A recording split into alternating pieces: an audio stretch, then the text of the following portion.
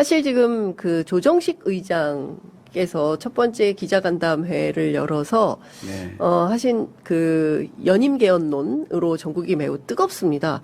장관님께서는 좀 어떻게 들으셨습니까? 일감은 왜 그러셨을까? 였습니다. 네. 이제 첫 기자간담회여서 준비를 많이 하셨을 텐데 왜 그렇게 답변을 하셨을까라고 좀 매우 아쉽고 좀 안타까웠습니다. 오히려 대통령의 국정 운영에 좀 부담을 주는 그런 발언이 아니셨을까 싶죠.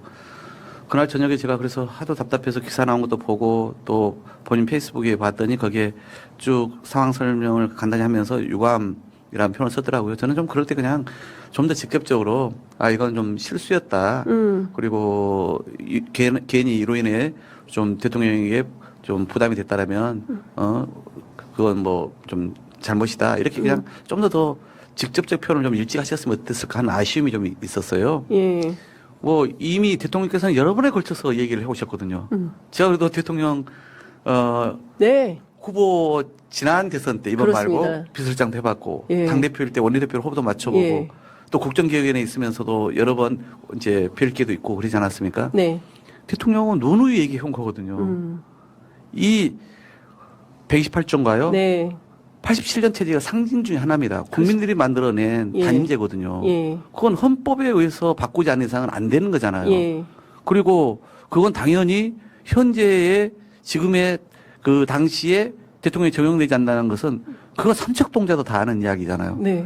이걸 의도적으로 뭔가 연임하려고 할 거야, 연임하려고 할 거야 이렇게 뭔가 좀 정치적 목적을 갖고 그 프레임이라든가 이런 걸 만들려고 하는 사람들이 있잖아요. 네. 그런데 논하들면 안 되죠. 그 중에 하나가 저는 국민의힘이라 생각합니다. 네. 장관이라서 좀 조심합니다만은 예. 분명 그렇게 그 프레임을 만들려고 하는 게 있잖아요. 예. 그런데 우리가 이용당해서는 안 되죠. 대통령 생각이 진짜 그게 아닌데 사실이 아닌데 네. 현실로도 불가능하고 예. 헌법에도 반한데 네.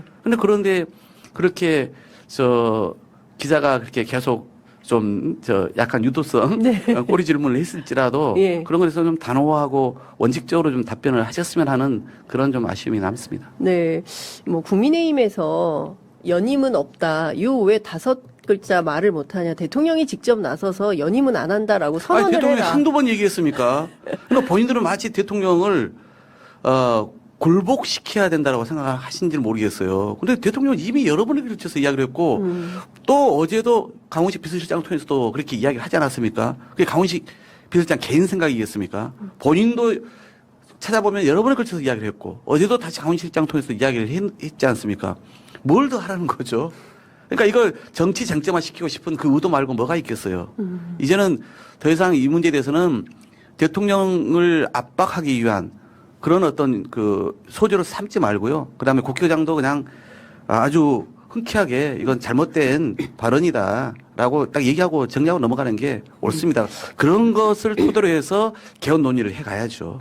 뭐 최근에는 유시민이 옳았다. 이제 소위 얘기하는 이제 정계 개편론까지도 이제 나오고 있는데요. 정치인 출신 장관이시니까 여쭙습니다. 실제 그런 게 있습니까? 너무 많이 묻지 마세요.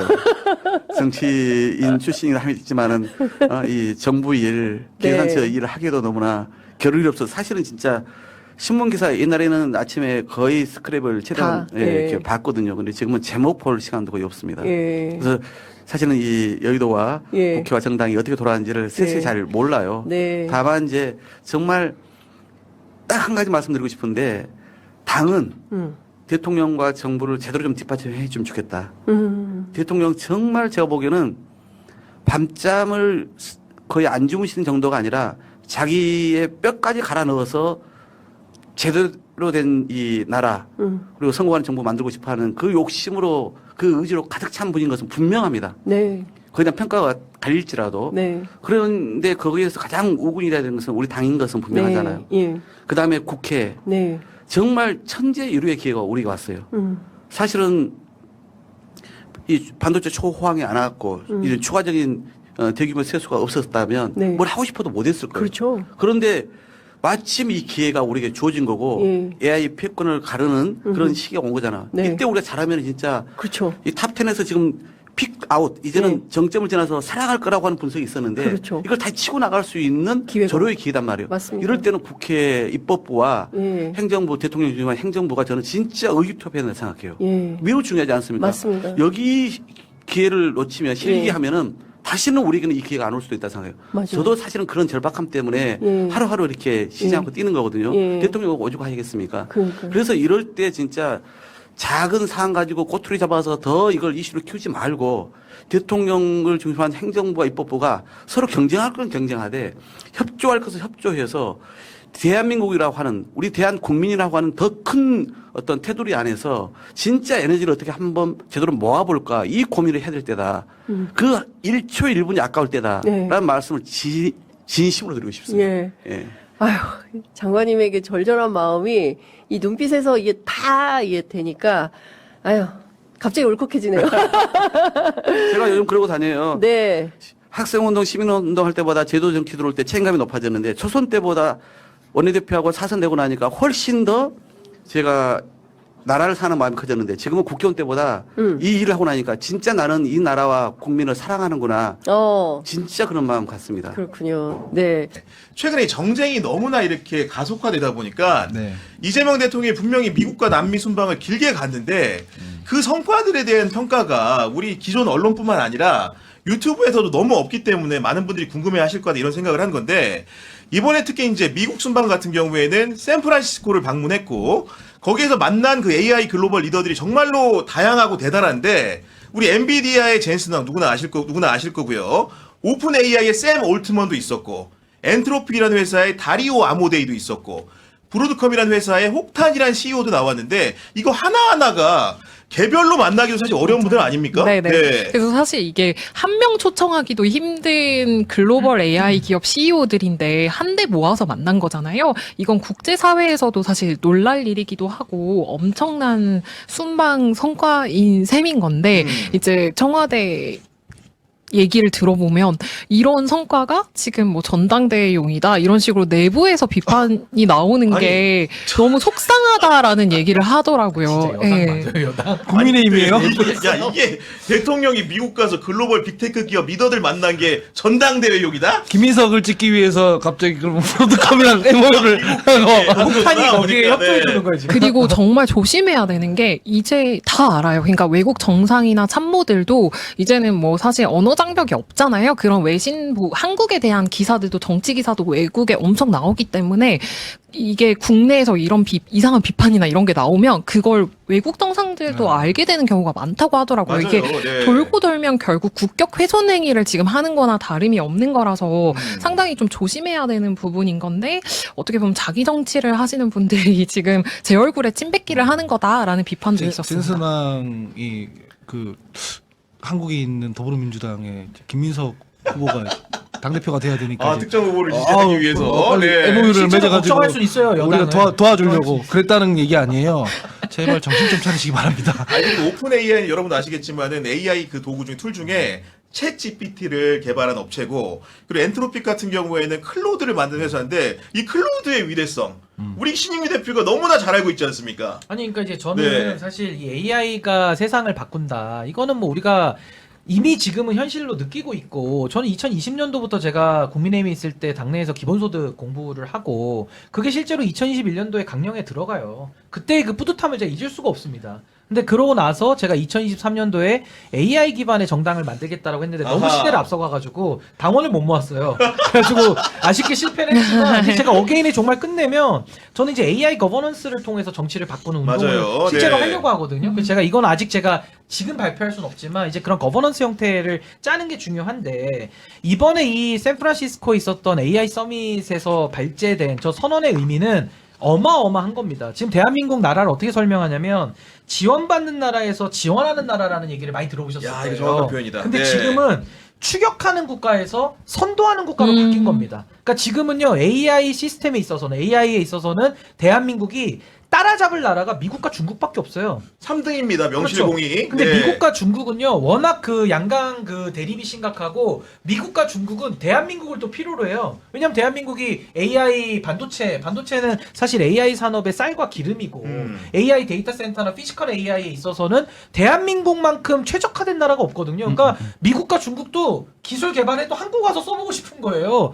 그리고 또 하나는 대한민국 국민들의 좀 위대함이 있는 게 뭐든지 빠르잖아요. 그렇죠. 빨리빨리. 빠르게 무장합니다. 그러니까 지금도 네. 막 스마트폰 쓰고 컴퓨터가 집에 필요가 없을 정도로 하고 있는데 그래서 저는 이게 뭐 이병태 교수는 대체 불가라는 말 썼다고 또 뭐 막 비판하시던데 그러지 마시고 대체 불가라는 게 우리가 선도 국가가 됐다라는 의미잖아요. 아니, 그러니까. 자꾸 억가를 하시면 안 될 것 같고 이제는 저 기업의 CEO들이 모인 걸 보면요 국경도 사라지고 국적도 사라지고 이제는 국력도 나라가 중심이 되는 게 아니라 이제는 나라와 기업이 손을 잡고 이제는 발전을 시키는 구조가 됐기 때문에 저는 이번에 그 AI 서밋을 통해서 대한민국 대통령이 중심이 된 전 AI 생태계가 너무 기대가 되고 너무 이거는 정말 혁혁한 성과다라는 말씀. 그리고 앞서 소개한 기업 중에서 이제 그 다른 기업은 아는데 브로드컴이 뭐 하는 데냐 궁금하시는 분도 있을 것 같은데 AI 하드웨어 세계에서 숨은 지배자라고 불리는 기업인 거고 어떤 역할을 하느냐 예를 들면 AI 데이터 센터를 짓게 되면은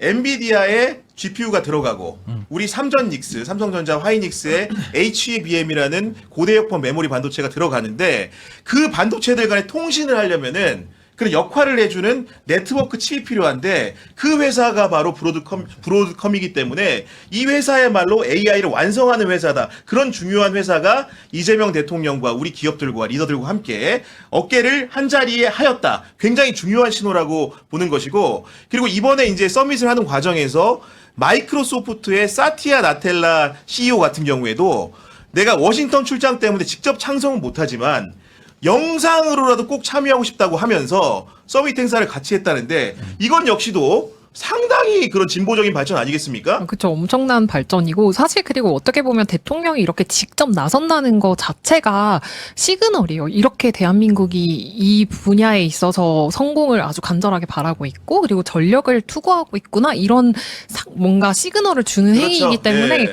정말 이거는 솔직히 말하면 비판할 여지가 없는 건데 좀 신기한 현상이 벌어지고 있다. 그리고 제가 요거 네. 하나 더 설명드릴게요. 이게 어마어마한 게 지금 AI 그러면요 많은 분들이 반신반의하세요. 이거 거품 아니야? 그리고 AI가 되면은 이 유토피아가 열리는 거야? 아니면 디스토피아가 열리는 거야? 이거 다 고민하고 계시거든요. 근데 제가 이걸 명확하게 정리해 드릴게요. AI는요 빨리 선점하면요 유토피아가 열려요. 그리고 늦게 들어오잖아요. 그러면 어쩔 수 없이 디스토피아가 열리는 겁니다. 물론 그 격차를 줄이기 위한 노력도 해야 되겠지만은 대한민국이 국가적 차원에서 전략을 세울 때는 앞서 나가는 속도전이 좀 중요한 거거든요. 그렇죠. 그럼 뭐가 중요하냐? 지금도 보세요. 대한민국 대통령이 지금 저 해외 기업들 있잖아요. 모인 사람들 국내 기업까지 다 합치면요. 시가총액이 얼마인 줄 아십니까? 이경이에요. 이경?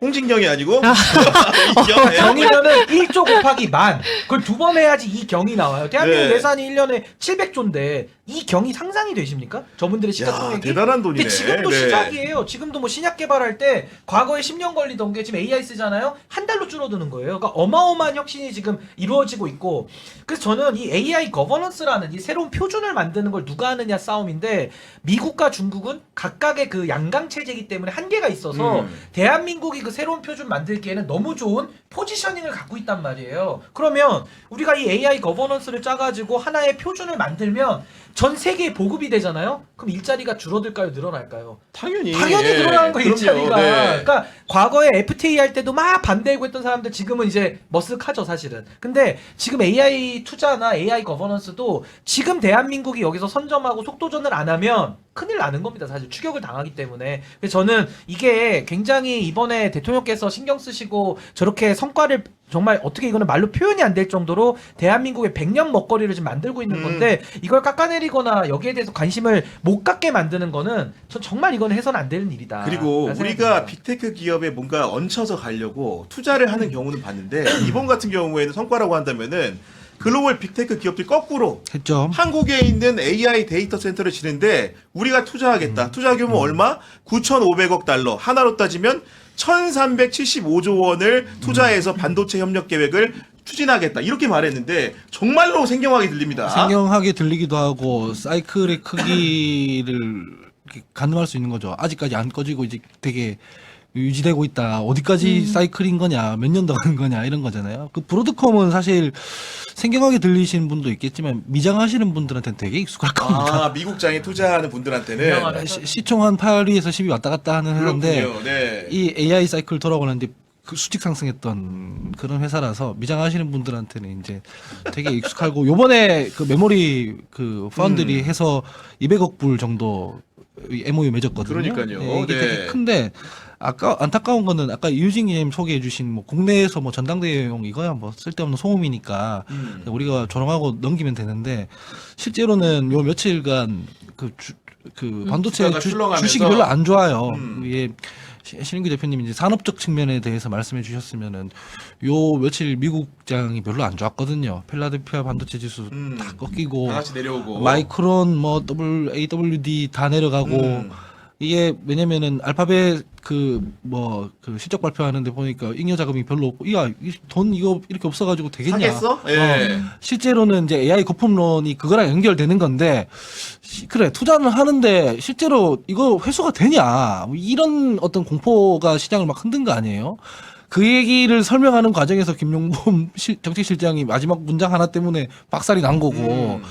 사실은 정부에서 한 게 방금 소개해 주신 만큼 엄청난 건데 이게 진짜 이 전당대회 플러스 주식시장 아니, 그리고 이게 이제 엮여서 관련해가지고 전당대회 이용 얘기만 나오는 게 아니라 우리나라 진짜 말이 많은 나라인 게 이번 순방을 두고 이제 정부가 네. 기업에 숟가락을 얹었다 이런 얘기를 하는 게 말이 예를 됩니까, 들면 그게? 대통령이 샌프란시스코에서 깐부 회동이라고 불릴 만한 이렇게 식사를 했는데 거기에 보면은 정의선 회장, 이재용 회장, 최태원 회장, 젠슨왕 비롯해가지고 글로벌 CEO들이 함께했는데 이런 걸 보면서 과거의 동원 정치를 빗대가지고 이게 마치 정부가 기업을 등에 업고 뭔가를 노림수가 있다 하려고 한다 이런 식으로 이렇게 팩체크해서 얘기하는 분들이 있어요. 가령 네. 떡볶이 먹게 했던 그거랑 똑같은 걸로 보는가 보죠. 근데 저분들 데리고 떡볶이 먹는 거 불가능하고 그럼요. 네. 엄청난 실적인데 방금 말했던 것처럼 이 주식시장이랑 맞물리고 전당대회에서 뭐 이렇게 소음들이 발생하면서 이게 묻힌 부분이 있어요. 그렇기 때문에 아마 기자님께서 이걸 알템으로 설치하고 엄청 열흘러서 지금 얘기하시는 거겠죠. 네, 아마. 정확히 얘기해주기 위해서. 네. 예, 그래서 저는 여당에서 이런 부분들을 좀 얘기를 해줘야 되는 게 지금 이틀 연속 엄청 두들겨 맞고 있어요. 어제 그제. 주식시장 때문에 보수에서 그러잖아요. 니네들 올라갈 때는 니네들이 그렇게 자화자찬 해놓고 내려갈 때는 뭐 엉뚱한 얘기 하냐. 올라갈 때도 자화자찬 안 했습니다. 대통령 불안하다고 했죠. 대통령 네. 불안하다고 분명히 얘기했고 이거는 국내의 정책적인 문제 그러니까 뭐 있죠. 그 단일 종목 레버리지 ETF 있죠. 그거 비판 받아야 되죠. 그것 때문이 아니잖아요. 그것 때문만은 아니잖아요. 뭐 중국에서 갑자기 메모리 네. 반도체를 잘 만드는 회사가 흥한다거나 예. 여러 가지 실적 요인이 해외에서 발표된다거나 네. 이런 국내외적인 요인들이 복합적으로 작용한 결과라는 거죠. 네, 그런 부분에 대해서 우리 당에서도 좀 신경을 쓰고 따라 붙어줘야 구경의 정치비상구에서 이거 설명하느라고 이렇게 고생하고 덜 할 거 아닙니까? 그죠? 그래서 아니 저는 그리고 예를 들면 정부의 역할이 뭐냐고 하는 분들이 있는데 실제로 물건을 사는 사람들은 정부의 보증을 받고 싶어하는 개런티를 원하는 겁니다. 예를 들면은 반도체 같은 경우에는 시간이 너무나 중요한 비즈니스, 납기를 네. 맞출 수가 네. 있느냐 이게 너무나 중요한 건데 국가가 만약에 전력이나 물이나 배후 건설 같은 것들을 보장해주지 않는다? 그러면 그 기업에 뭘 믿고 해외 빅테크들이 투자를 하겠습니까? 아니 그러니까 지금 이재명 대통령의 방향성에 대해서 비판하시는 분들은 AI 산업에 대한 이해가 없다라는 자기 고백하고 똑같아요. 결국 AI라는 이 산업 어떤 혁명적 변화거든요. 그러니까 우리가 뭐 과거에 증기기관의 발명이라든지 뭐 우리가 농업 사회에서 또 산업 사회로 바뀌는 이 정도의 뭐 비교가 안 될 정도로 이거는 정말 거의 코페르니쿠스적인 대전환을 말하는 거기 때문에 본인들이 그렇게 이해가 없다라는 걸 가지고 정부를 비난하는 거는 옳지 않죠. 그리고 저는 이 정부의 역할과 책임 굉장히 중요하고요. 지금 AI를 향해서 우리가 달려가면서 아마 우리 삶들이 다 거의 다 상전벽해식으로 이제 바뀔 텐데 이거 빠르게 준비해야 됩니다. 근데 제가 걱정되는 건 뭐냐면 AI에 대한 얘기를 지금 다 추상적으로 하잖아요. 전 이게 좀 불만인 거예요. 결국에는 AI를 보급하고 하려면요. 그럼 AI를 누가 씁니까? 국민들이 써야 되잖아요. 그렇죠. 네. 그럼 국민들이 지금은 많이 쓰고 있어요. 근데 문제는 정치인들이 국민들보다 더 많이 알아야 되거든요. 근데 국민들보다 더 몰라요. 그러니까 정책을 결정할 수가 없는 거예요. 옛날에 그 뭐 재밌는 얘기는 아니고 슬픈 얘기인데 타다 관련된 법 뭐 얘기할 때 맞아. 그때 손학규 대표한테 누가 타다 얘기했더니 타다가 뭐야 이랬다는 거 아니에요 그때. 그러니까 타다를 모르는 거야. 모를 수 있어요. 근데 정치인이 모르면 큰일 나는 거죠. 그러니까 이게 여의도라는 섬에 갇혀가지고 맨날 보좌진들이 갖다 주는 것만 보고 읽고 하다 보니까 자기가 AI를 안 쓰면 몰라요. 그럼 쓰면서 배우고 발전하는 노력을 국민들이 하는 것보다 정치인들은 더 해야 네. 된단 말이에요. 그래야 산업에 대한 이해도 생기면서 이 방향을 알고 헛소리를 안 하는데 지금 전혀 세상이 어떻게 돌아가는지도 모르고 국민들은 내 일자리가 없어질 것을 피부로 느끼면서 뭐라도 더 해야 되는지 절박하게 노력하는데 정치인들은 기득권 구조로 딱 맞춰 판을 짜가지고 아 나야 뭐 재선 3선 4선 영원히 국회의원이 직업이니까 뭐 미래 걱정이 하나도 없는 거예요. 그러니까 저는 그러면서 AI 3대 강국 어불성설이고 정치인들이나 의사결정을 하는 사람들부터 AI의 산업에 대한 이해를 좀 갖춰야 정신머리 이런 제대로 갖춰야. 엉뚱한 비판을 네. 안 하는 거죠. 사실은. 그러니까 지난번에 제가 그 정치비상구에서 비유를 한 적이 있는데 그러니까 대한민국이 산유국이 되는 거다 이런 얘기를 한 적이 있어요. 1, 2차 산업혁명 보면은 그 증기기관, 내연기관 돌려가지고 생산하는 그 어떤 공장들보다 실제로는 그 동력을 제공하는 인프라 갖춘 그렇습니다. 네. 녀석들이 돈을 더 많이 벌었잖아요. 2차 산업혁명으로 치면은 돈 많이 번 거는 결국 록펠러였단 말이에요. 석유 유통망 깔아가지고 이게 카네기가 이렇게 뼈대를 세웠으면 그거 돌아가게 만든 록펠러가 더 많이 했다고요. 그러니까 AI를 돌리려면은 어쨌든 간에 전기가 필요한 거고 반도체가 필요한 거 아니에요. 근데 반도체 사이클에서 우리가 병목을 쥐고 있어서 사실은 2차 산업혁명의 석유 같은 그걸 우리가 하고 있는 아니 거거든요. 꽃놀이패를 쥐고 있는 거죠 우리가 지금. 네. 산유국이 된 거야, 산유국이. 지금 그걸 지금 이해를 잘 못하고 자꾸 이런 식으로 흔들고 막 그러는 건데 정신들을 좀 차려야 된다. 자 그러면은 이제 많은 분들 일반 투자자분들은 그래도 불안해하실 수 있으니까 그나마 우리 중에서는 가장 이렇게 미장도 일찍 시작했고 여러모로 주식에 대한 이해가 충만한 하원기 소장이 볼 때는 네. 이 주식 사이클이라는 것이 다시 반등하는 시점은 좀 어느 정도 돼야 좀 올 거라고 보십니까? 천천히 할 것 같은데 네. 솔직히 말하면 내려가기도 하고 올라가기도 하는 게 당연히 자본시장이고 올라갔으면 내려가는 것도 당연한 거긴 하지만 이번에는 정책 실패가 분명히 있어요. 일부 있죠 그게. 예. 그 단일 종목 레버리지 ETF 그거 괜히 이거 너무 섣부르게 열어놨다가 실제로 지금 돈 읽고 있는 분들은 현금 넣었다가 잃는 게 아니라 레버리지 땡겨서 들어가신 분들이라서 그렇지. 네 그런 게 문제인 거지. 강제 청산되고 있거든요. 그래서 말을 되게 골라서 조심하고 있는 중이긴 한데 근데 그 지금 SK 하이닉스나 삼성전자의 펀더멘털이 흔든 건 아니란 말이에요. 그렇죠. 뭐 공장이 뭐 사고가 난다거나 아직 PER이 3이에요. 맞아요. 네. PER 10배 이하면 이제 저평가돼 있다 하고 그 이상이면 보통 고평가 20배이면 고평가 됐다고 하는데 극단적으로 저평가돼 있는 상황이거든요. 그러니까 버는 거에 비해서 주가가 낮게 책정됐다는 거 쉽게 말하면 PER이라는 게. 그렇죠. 근데 네. 제가 이 과정에서 어디 떨어졌으니까 다 맞다 그러면 이제 눈치 없다는 소리 들으니까 표정 관리하면서 얘기를 하고 있는 건데 실제로는 반등을 하게 돼 있죠. 결국 가격은 같이 따라가게 되는 거 아니에요? 워렌 버핏 얘기잖아요. 그게. 맞습니다. 네. 가치가 분명히 있는데 어떻게 가격이 이 상태로 계속 머물겠어요. 하지만 정책적으로 네. 이 엄청난 투전판을 만들어 놓은 데 대해서는 이제 이 ETF 관련한 걸 너무 섣부르게 한 부분이 있으니 시정을 해야죠. 이거는 그 시정하고 부분에. 네. 성찰하고 다른 규제로 좀 두텁게 만들 필요가 그러니까 있죠. 저는 거기에 대해서 김용범 정책실장도 좀 경솔했다라는 생각이 드는 것이 이 지금 아까 말한 ETF 그 단일 종목 레버리지 그것 때문에 사실은 그 많은 분들이 약간 투기판처럼 이게 지금 돼버린 거잖아요. 투기판 됐죠, 그것 됐잖아요. 때문에. 예. 그래서 지금 뭐 많은 또 어려움들을 겪고 있는 건데 저는 뭐 정책적 결정을 잘못하면은 거기에 대한 또 책임을 지면 되는 건데 이 경제는 다 심리잖아요. 그 주식시장도 지금 다 불안한 가운데 주가지수 보면서 아 이거 뭐 나와야 되나 더 들어가야 되나 이 고민하고 있는데 정책실장이면 장관급이고 이 정책 결정에 있어서는 마지막인 거예요. 그러니까 조정식 의장님과 마찬가지로 마지막에 있는 분들은 말을 진짜 마지막으로 하듯이 해야 돼요. 근데 그거를 갖다가 아 뭐 구조적인 문제고 뭐 약간 정부의 책임은 아니란 식으로 이야기를 하면 이게 그렇지. 불안하단 말이에요. 맞아, 네. 그러니까 저는 조금 정책 당국자분들은 이럴 때 말을 좀 아끼면서도 정말 확실할 때 그때 저는 정책으로 말을 하는 게 훨씬 더 중요하지 네. 시장의 더 불안성이나 어떤 불만 이걸 더 부추기는 쪽으로 가서는 안 된다. SNS 하시면 안 된다 생각해요. 저는. 좀 줄일 필요는 있죠. 좀 너무 길게 쓰기도 하죠. 맞아요.